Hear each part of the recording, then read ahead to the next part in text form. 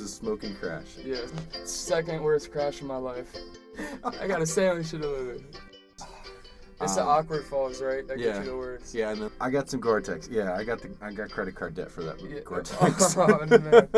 Yeah, faster time, more money, right? Yeah, you need to be moving in order to be able to maintain balance. Yeah.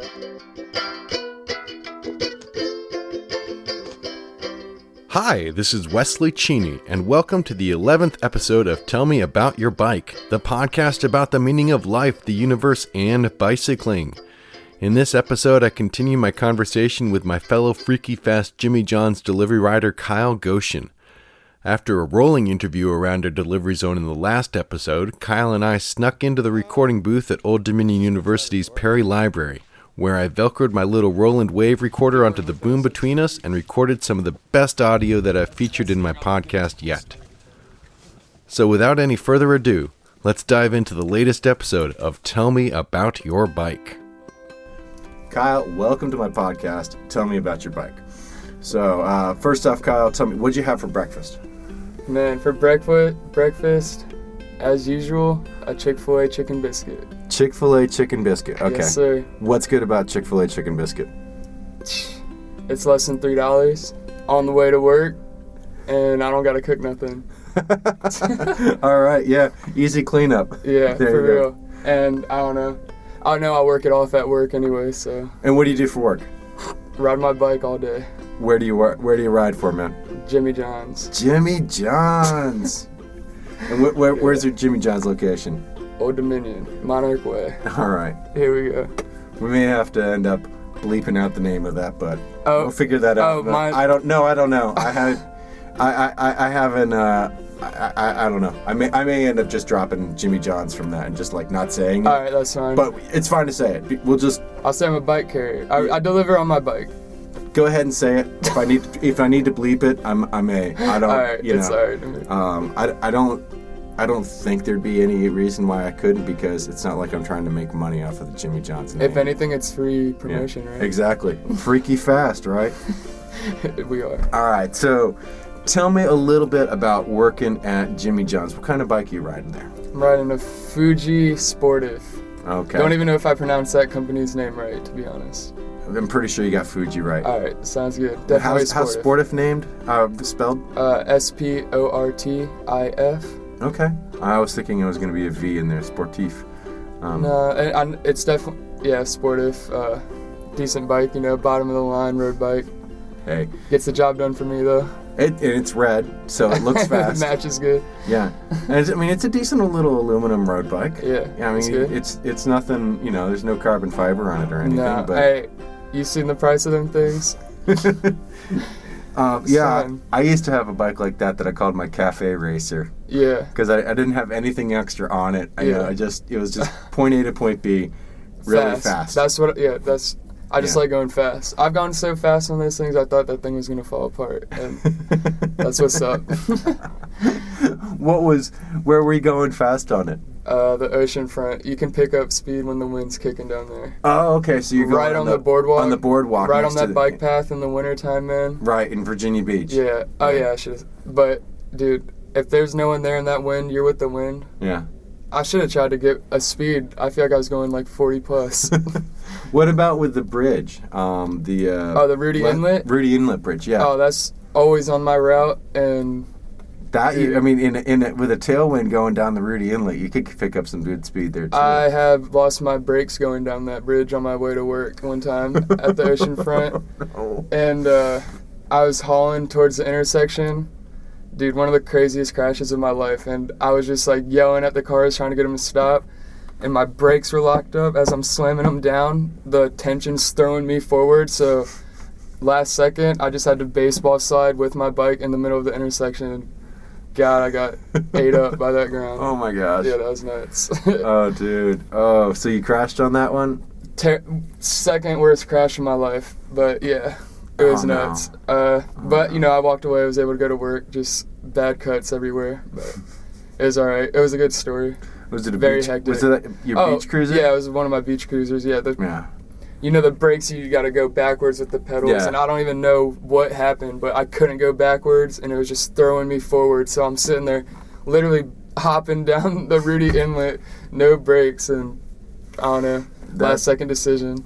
Yeah, we've all been there, man. So tell me about your worst crash then, if that was your second worst. It's a short story. Just we were in Vermont. What was that? In Lake Champlain, or near Burlington, maybe? Yeah, in Burlington. It was the thing that the railway that they used to have going through. The rail trail. We were going to that. So we were going down one of the big hills, just talking. Mm-hmm. We were on a goofy beach cruiser we rented near, I don't know. Long story short, we got way too much speed, and my bike just, when I tried to stop, flew sideways, and I went over the top. Like, wrist was just I don't know. It was just a lot of bodily injuries. But nothing too spectacular of a story there. It was just a bad crash. No, I think I know the area you're talking about, because the hills right next to the lake are really steep. I was not expecting it in the slightest bit, and the bike wheels were not prepared at all. Just immediately slid sideways and just hooked me over. So yeah, it can be deceptive, because you'll be on there's a kind of like a plateau. And so you'll just be riding and it'll be all flat. You'll be like, oh, yeah, we're having a conversation. Right. And then next thing you know, you're like on this 30-degree slope. It's like a death I'm from descent. Virginia Beach, dude. The biggest hill is Rudy Inlet. Like, right.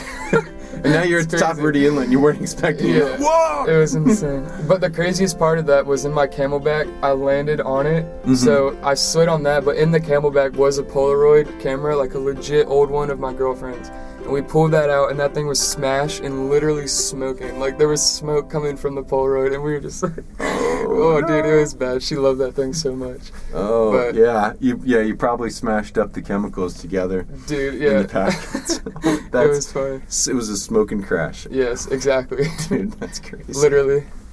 But, oh, no. Yeah, no, I haven't had anything as crazy as what you've told me before.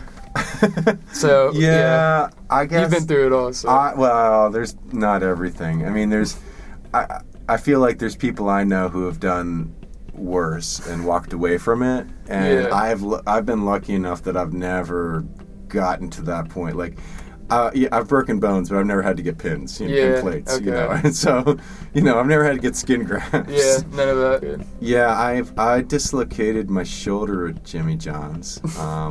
I was delivering in Ghent, and at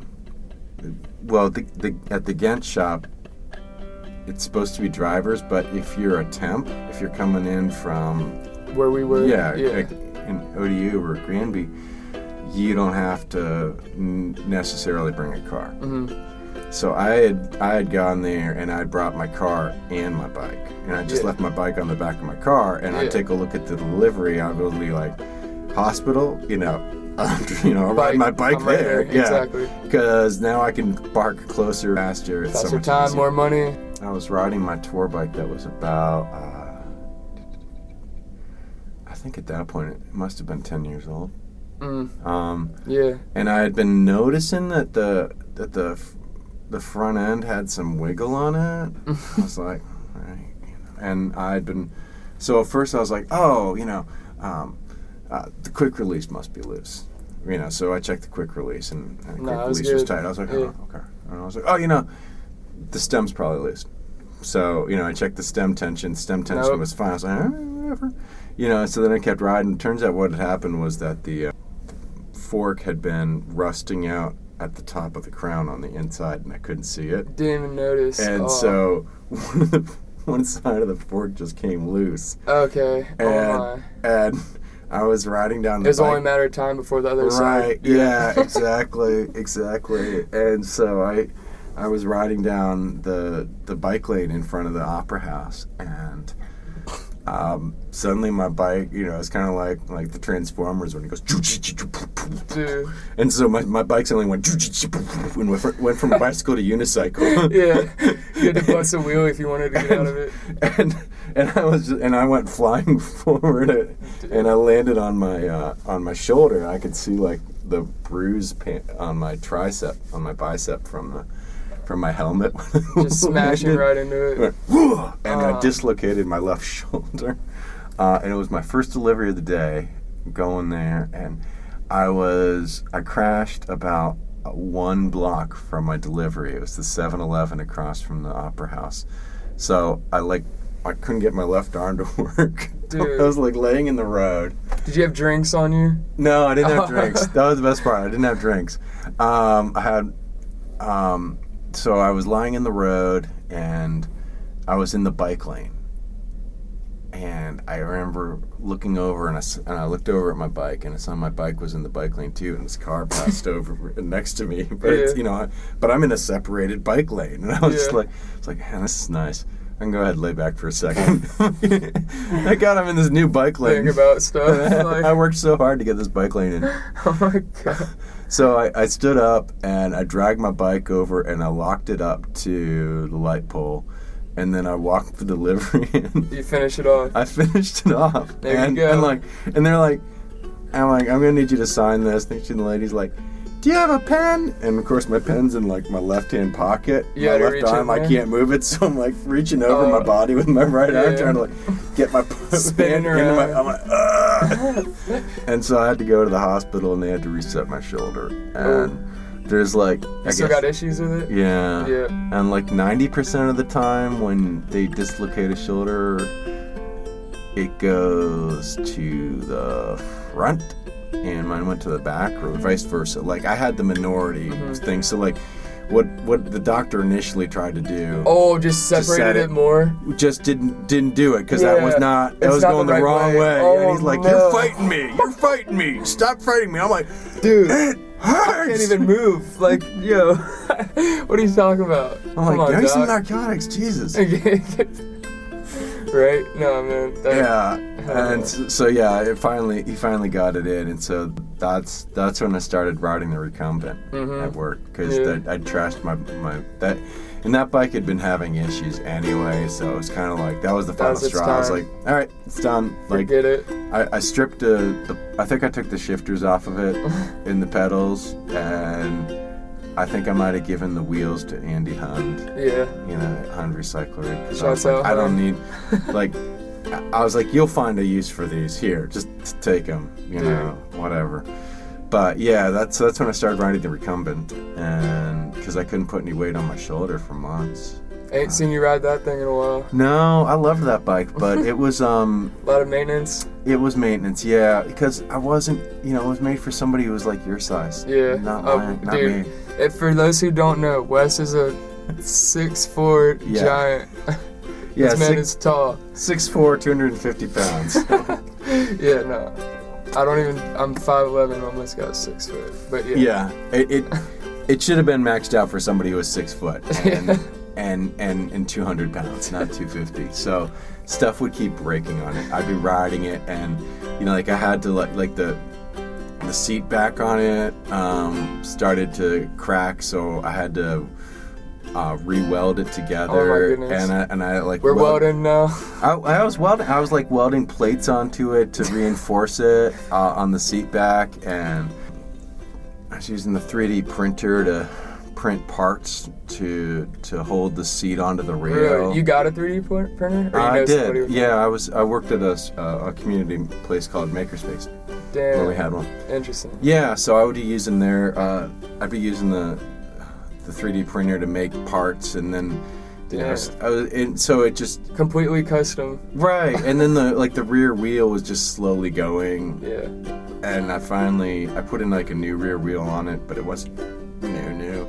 And just like more spokes were breaking and cables were, and I just got too much to do it. Yeah. Especially when you're riding every day. Right. Yeah. And I never knew, I'd be like riding along just afraid to hear like another spoke snap on the rear wheel. Yeah, that ain't worth it. Right. So I stopped riding the recumbent. I mean, I loved it, but it was kind of like a 1987 Mazda Miata where you're just like, that's your Sunday morning drive. Right, yeah. It's fun. People, it's fast. People looking at it, they remember that you were driving it, but, compared to riding my mountain bike, it just doesn't have anything to go I seen you toss that bike on the ground getting your delivery in, trying to get your time in quick. Yeah, well, there'll be times when I'll lay it over and the wind will catch it and it'll throw it back down. Forget and I'll it. be like, fuck it. I'll be out I don't care. Yeah.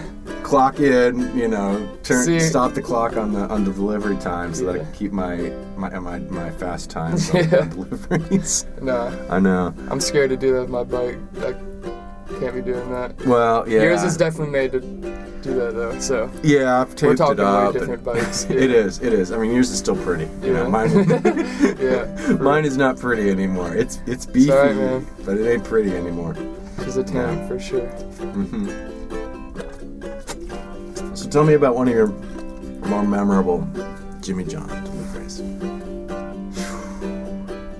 Actually, not too long ago, probably the closest I've ever been hit with a car on Killam. Dude, what is that, like a 25-mile-an-hour road? Something like that, yeah.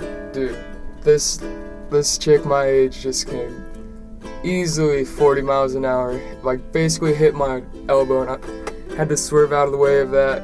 And then, like, I don't know, I was pretty mad and caught up to her and had some words to say, but then she tried to start fighting me. She was like, pull over though, pull over. I was like, what are you talking? What, you wanted me to pull over and just start to fight you? Like, I got a sandwich to deliver. I don't know. I got a sandwich to deliver. I can't be pulling over and fighting right now. I'm on the clock.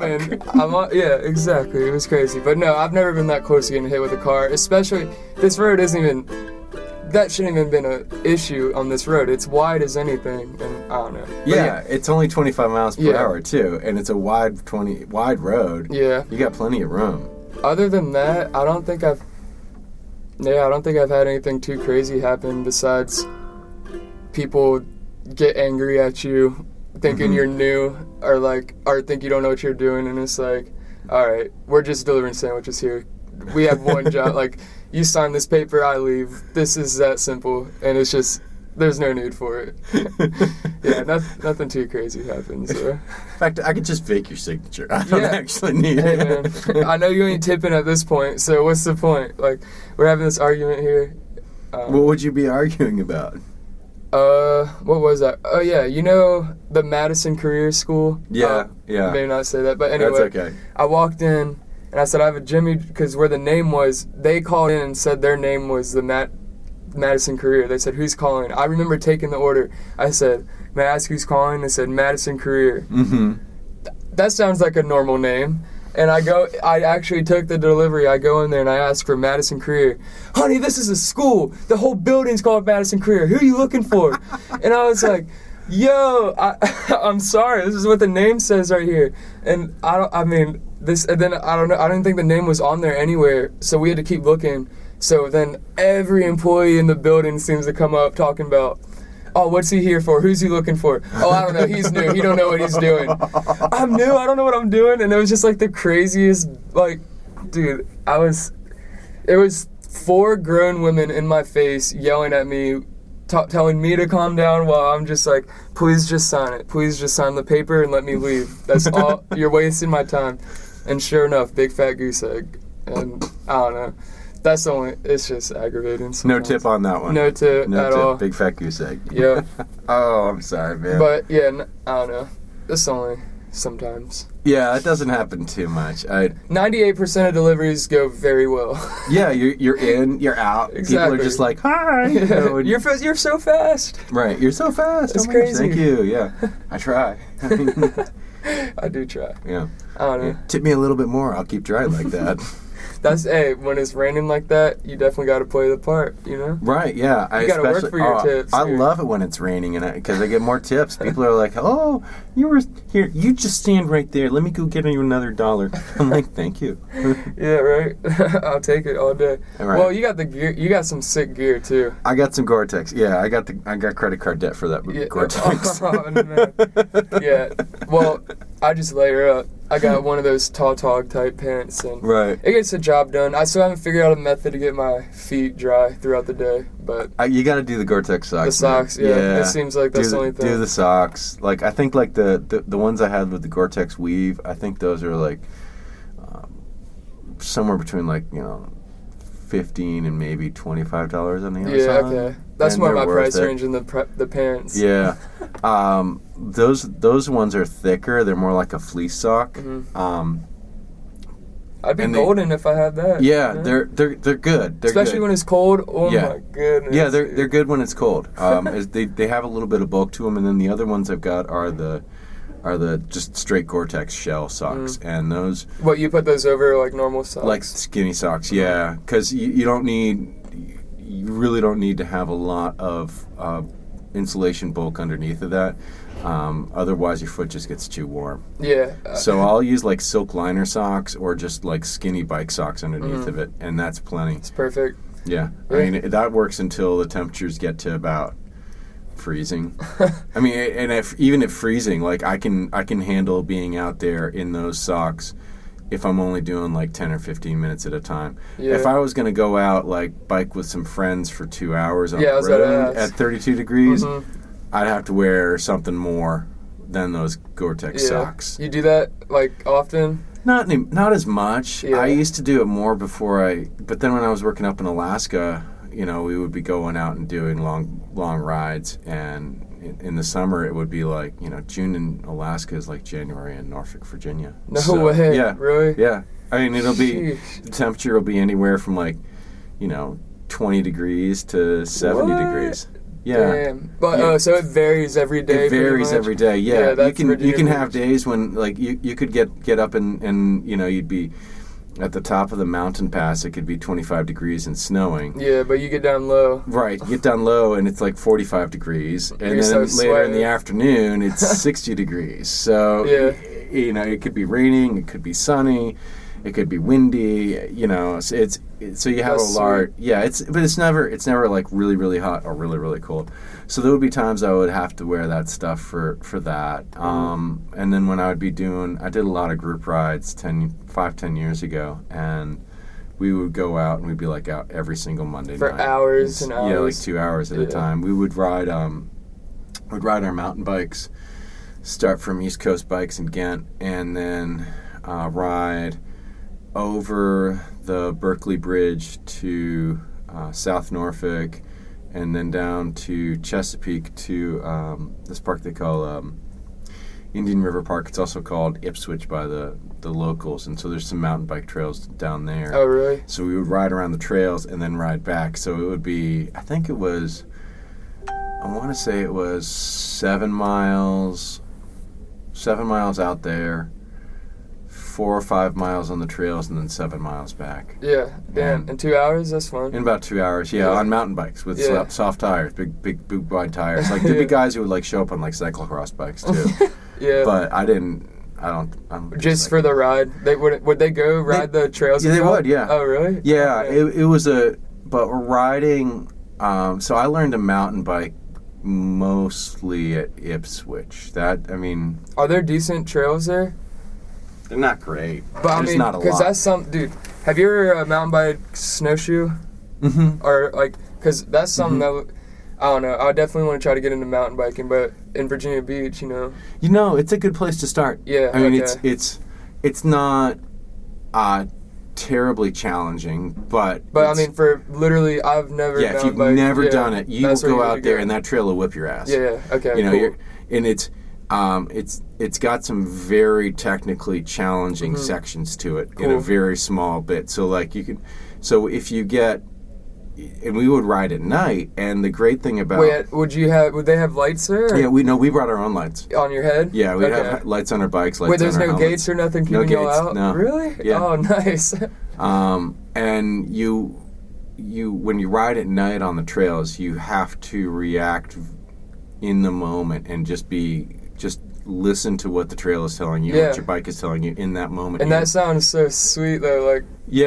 Whereas those fast decisions, right, fast going down. Oh, dude. Yeah, you're just like, oh my gosh, I gotta swerve around this thing right now. Yeah. And the bike becomes a part of your body at that point. Exactly. And whereas when you're riding that same trail in the day, you have more time to look at stuff and get mental about it and get freaked out. Oh, I can't do this. That's not going to work. Oh, but at night you don't have time. You got to go. You just got to do it. Yeah. And so 9 times out of 10, that's the best way to do it, right? Exactly.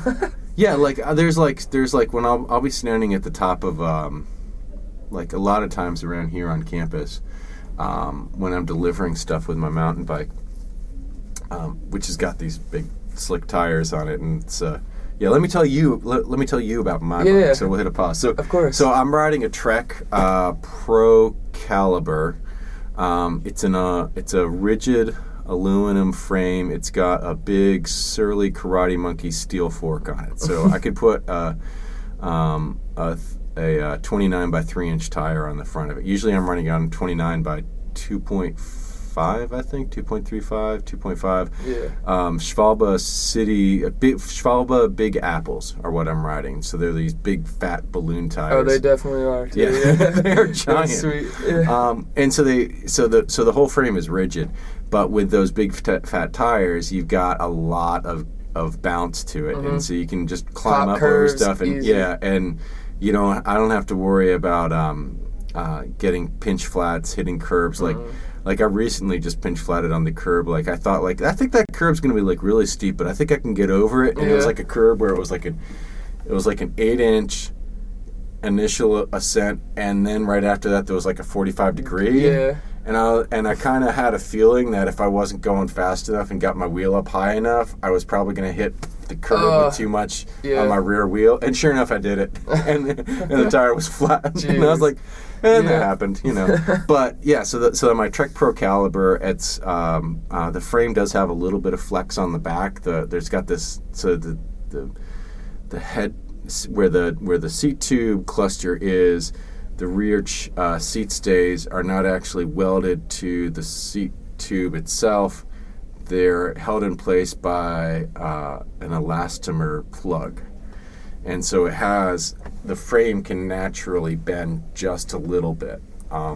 For when you're bouncing around? Yeah, there's a little bit of bounce in it, and you can kind of feel it, like when you hit stuff, you'll be like, oh, yeah, you can I was wondering, because your bike don't have no suspension on it, does no, it? Yeah. I mean, that's kind of like a passive one, but then my seat I've got a sprung Brooks saddle on it, so that saddle soaks up a lot of hits for me. Yeah. And then I've got those wide-ass Jones H-bars, and so those things are just, those big grips on it, so it's an easy bike for me to jump up and down on stuff. And so when I'm riding around campus here, when I'm on delivery, I'll just aim straight for the curb and then just bunny hop it. Hop right up it. Right, and they'll be like speed bump, bunny hop, and jump off this curb.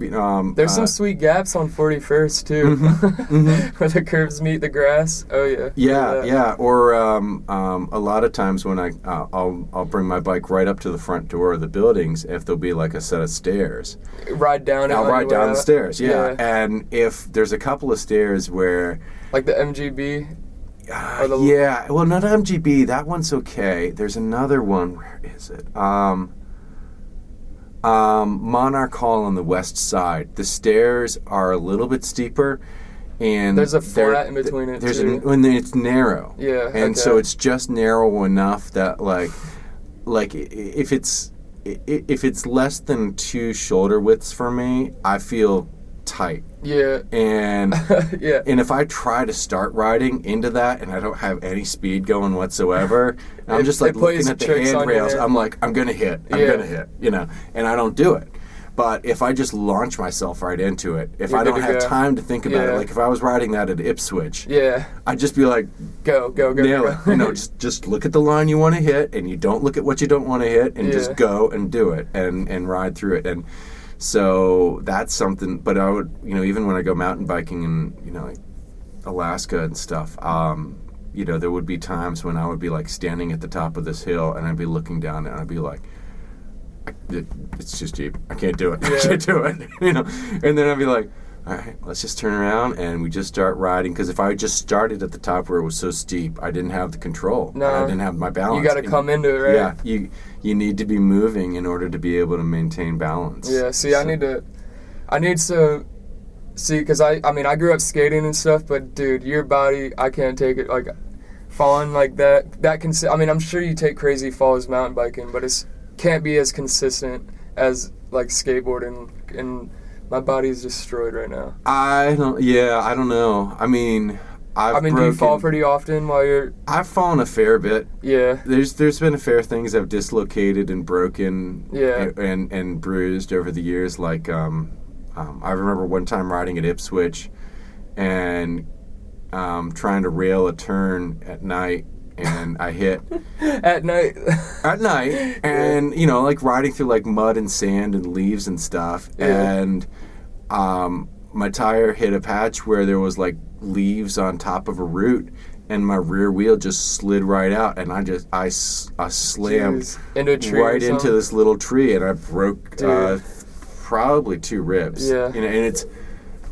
So I was. Did you just eat it, or did you have to go to the hospital? I just ate it. I mean, because at that point, like, I knew how I had landed.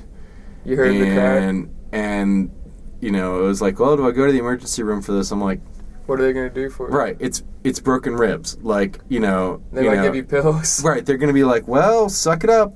Here's some ibuprofen. Don't breathe too hard. Right. Don't laugh for the next 6 to 12 weeks. Don't laugh. God, dude. Yeah. Right. And you can't do anything. That's the thing. I feel like the falls on mountain biking are more, the consequences are greater. Yeah. But, yeah, like, just a little, like, the, like, ankle and hip jerks, like, are falling on your hips from skating is what is putting me out right now. Like, my joints are pretty bad. So, I mean, I'm not going to go hitting, like, crazy jumps off the decks, that you see doing that, but I just want to go ride trails downhill at least. So.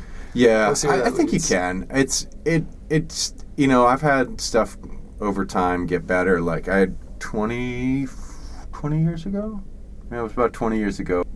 I was commuting to work, and I crashed and landed on my knee and drove it up into my hip socket, and I broke my hip.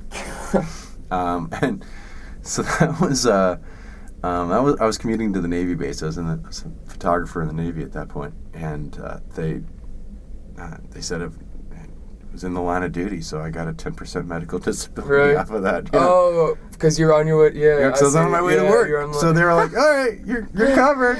Nice. And so I get like $125 a month from the Department of Veterans Affairs. I'm like, all right, I'll take what Yeah. I mean, it's like I'm not going to be, like the day before I did that, I jogged the 7 miles home with 20 pounds in my backpack from the ship to my apartment. Just as an exercise? Yeah, just like okay, hey, like I don't have the car today.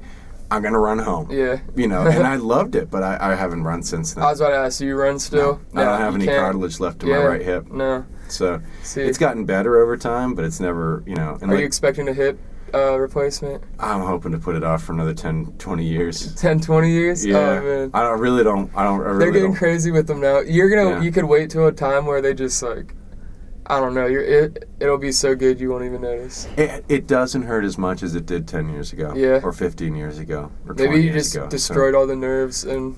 Yeah. I mean, I can still feel it. Like I can feel the scar tissue in my hip. Like when it moves around and stuff. No, when I flex my leg and bring my leg up and rotate through the hip socket, there's a certain point where I can feel this click as my the head of my femur is rubbing over the scar tissue in the socket, so I can where the bone fused back together. Do you think there's anything you could have? I mean, I don't know. Not much you could do, right? No, it happened. It was one of those split-second things, and I just went, and I landed I was probably doing about 18 miles an hour, and landed right on my knee and just drove right up. And dude. So that's gotten better over the years. It's the awkward falls, right? That gets you the worst. Yeah, and then when I crashed in went over the handlebars and I dislocated my shoulder, and then I've done some thumb injuries, like like sliding out on stuff, and like if you look at my thumbs, you can see like my left thumb looks more arthritic. Yeah. Than my right one, because this is the one that like I've caught like so many times and like jammed the thumb back up into the socket from your handlebars. Yeah, handlebars catching it when I'm crashing and stuff. So these days I wear when I go out mountain biking. Or if I'm doing... Do you tape yourself up? No, I use Zoom Bang, these pads. So if you watch like the NBA, you'll see the guys sometimes will have, it looks like they're wearing compression shorts underneath their shorts or their jerseys, but then they'll have these looks like little bumps on them. And so these little gel-filled pockets. And it's an isostatic gel, so it takes energy. And when you punch the gel, it turns hard, and it transfers that energy, that kinetic energy, into the changing the density of the gel. Okay. So it becomes a solid. So it's basically like you're wearing like soft armor. And it works really well. It's like, like if you ever seen like somebody where they'll take like cornstarch and mix it into a vat and then run across it. No, I haven't seen You've never seen this? No. Yeah, you can. So it's the same thing. Okay. It's like you can take cornstarch and if you just like push it slowly, you can push through it. But if you smack it, it turns into this hard, stable surface. Okay. So you can actually like take a vat of like a wading pool, and you can fill it up with water and cornstarch, and then run across the surface of it. Just because the impact is. Yeah, the impact is changing it as you're doing it, but you have to do it fast. Yeah, okay. So it's the same sort of thing. So I have shorts where I've got the protection that goes over my hips, where I've landed on those before, over my tailbone, and then I wear another shirt that has the same protection that goes over my ribs. And then when I was at a thrift store recently with my girlfriend, and we saw I was just like looking through stuff, clothing. I was like, whatever, and I found a set of Fox torso armor. Really? So from made out of the same stuff? No, but it's the Fox is they do downhill mountain biking and motocross. Okay. Yeah, so it was one of theirs. So it's like they're like lobster armor. Yeah. So where it's all like the little plastic plates. Oh, okay. Yeah, you got it. I got it. I'm like, I am getting this, and dude, how is that thing your size? Or does it adjust? It barely fits. Like it's XL. I can barely get it on. Like it's it's coming to like my elbows. But the important thing was that like my elbows and my arms were covered. Yeah. So that when I won't go down on that, and so I was like, I want this for when I have to deliver in the ice at Jimmy John's on my bike. So have you wore that this year yet, or has it not gotten that cold? No, it never froze. Yeah, I haven't seen it yet. Yeah, it didn't happen this year. We had at least 3 days last year where we were riding in the ice and snow. See, that's crazy, dude. When else would you like really be doing that? I mean, well, there's been other times I've gone out and I've done it with friends where we were like mountain biking, like snowy stuff. Yeah, we were intentionally doing it. Well, yeah, but you wouldn't like ride around a city in this ice, dude. No, we would do it for fun, like the first day. Yeah. Like the first day it snowed, we would go out and we'd go out just with mess soft around tires. Yeah. Naturally. Yeah. Right, but once the snow has been around for 16 hours, 8 hours, it's not worth it anymore because it's all rutted and then it's frozen and it's icy and you just it's not any fun. No. Yeah. So I bought that just to be able to go ride and do that stuff. I was like, I want to be able to crash for Jimmy John's and not have to. You don't wear mountain biking ever though? I haven't had an opportunity to yet. Most of the time when I go mountain biking, I just wear the Zoom Bang, which is the padded armor, because that stuff is just enough that it doesn't restrict my mobility. Yeah. If I was like doing like hardcore downhill mountain biking, I would probably wear it, but you don't do that. Yeah, I'm not like most of the. I knew a lot of people who would go, who are all into shuttling to the top of the hill and then riding their bike back down. Like bombing it down? Yeah, and I was always of the opinion of, you need to ride your bike up to the top of the hill before you ride down.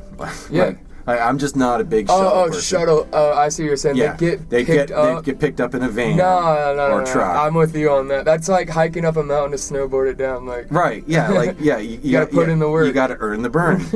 Earn the turns. You gotta earn the turns. Yeah, so I was not a big fan of that. But if I was doing that where I was just like, someone's like, here's a pass to go ride the lift at Wintergreen and go do downhill mountain biking all day long, I'd probably be like, okay. Oh, Wintergreen's got it too? If they did. Oh, okay. Or Massanutten or whatever it might, wherever the mountain bike resort might be, where I'm just like mountain biking all day long and I'm just taking a ride up to the top. But you wouldn't be doing that on the streets in Harrisonburg. No, and I wouldn't be bringing that along I wouldn't be hauling that extra weight up the hill just to go back down again. But when I was doing stuff in the when I'd be mountain biking in Alaska and the Yukon, like we did this one ride where we rode uphill for 3 hours, I think. How many miles do you think? Let me pull it up. It's you got Strava. Yeah, it's on Strava. Let me see. Dude, three hours uphill, man. It was 3, yeah. I'm pretty sure it was...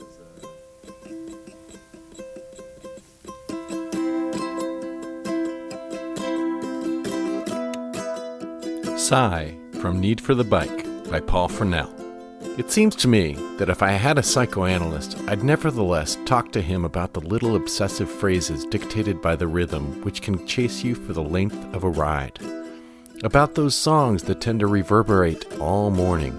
About those obscure thoughts you ruminate on and that are turned into puree thanks to all the angry pedal strokes. I'd talk to him about it.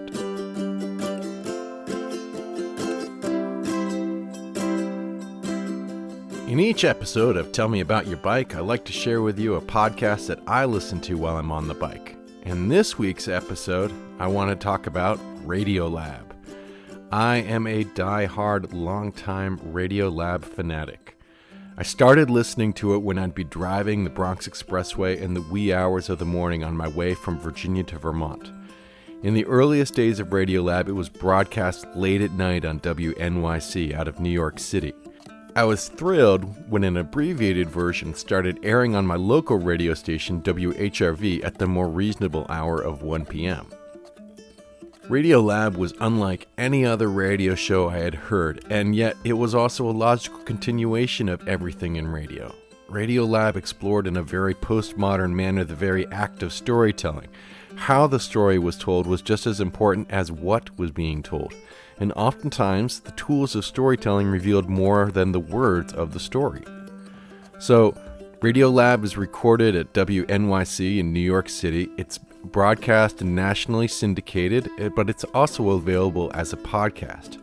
It's hosted by Jad Aboumarad and Robert Krulwich, and it focuses on topics such as science and philosophy. Radiolab approaches broad, difficult topics such as time and morality in an accessible and light-hearted manner and with a distinctive audio production style. In Radiolab, a sound can be repeated and drawn out, distorted and amplified and textured and turned upon itself until it's transformed into a meditative trance. When Radiolab first aired on WHRV, I would concentrate upon it and nothing else. And when I started listening to it on a podcast, I could catch all of the subtle nuances and the breaths and the pauses. It was like I had only listened before to radio in black and white, and now my ears were exploding in Technicolor. Radiolab was one of the first podcasts that I ever listened to. As I said in an earlier episode of Tell Me About Your Bike, podcasts used to require far more interaction from the consumer, from the listener. Back in the early 2000s, I had to download podcasts through iTunes and add them to my sync list for my iPod, and then sync my iPod, and then finally I could listen to a podcast on my iPod. There was no on-demand streaming directly to my iPhone back in those days. There were no iPhones. The extra labor that I had to expend to listen to an episode of Radiolab made me treasure it all the more. Even though I no longer have a laptop to access it with, I still have a hard drive stashed in my drawer, and it is filled with LP transfers and ripped library CDs and back episodes of Radiolab podcasts that are no longer available. In particular, the Time episode with cellist Zoe Keating sticks in my memory. Radiolab turned me on to Zoe Keating, whose looped cello is still ubiquitous on National Public Radio. I feel like I can't turn on NPR without hearing Zoe Keating in the background. Well, when Zoe explains how exactly she makes the music and how she reinterprets time through her music, it is fantastic. So if there's any possible way you can ever listen to the Time episode of Radiolab, do yourself a favor and listen to it. I know this has all been a long meandering way for me to say, check out Radiolab.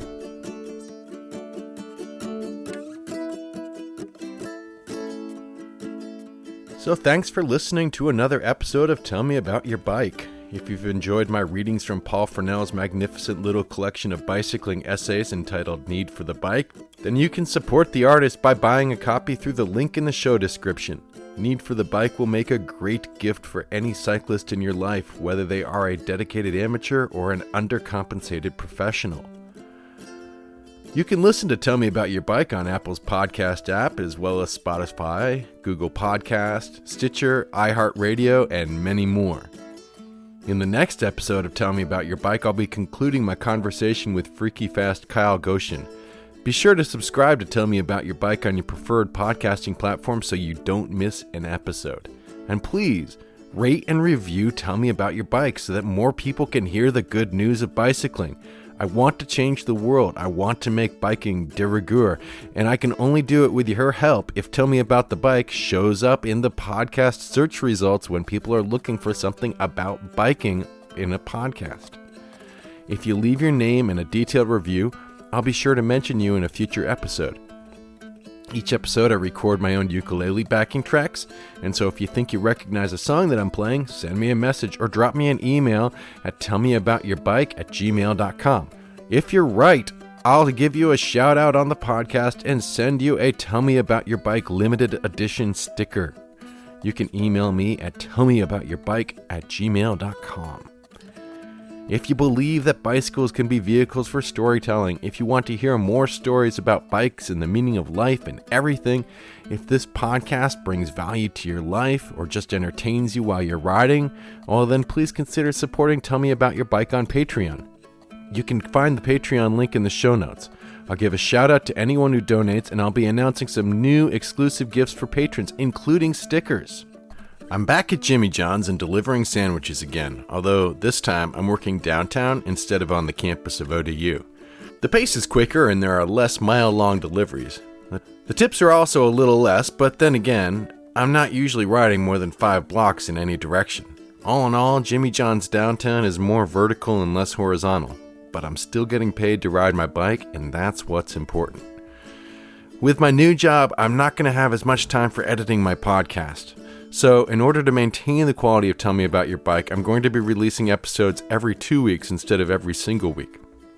Listening to podcasts like Radiolab has taught me to be patient and steadfast in releasing new episodes. I want to make sure that I'm giving you the best product possible, so please be patient.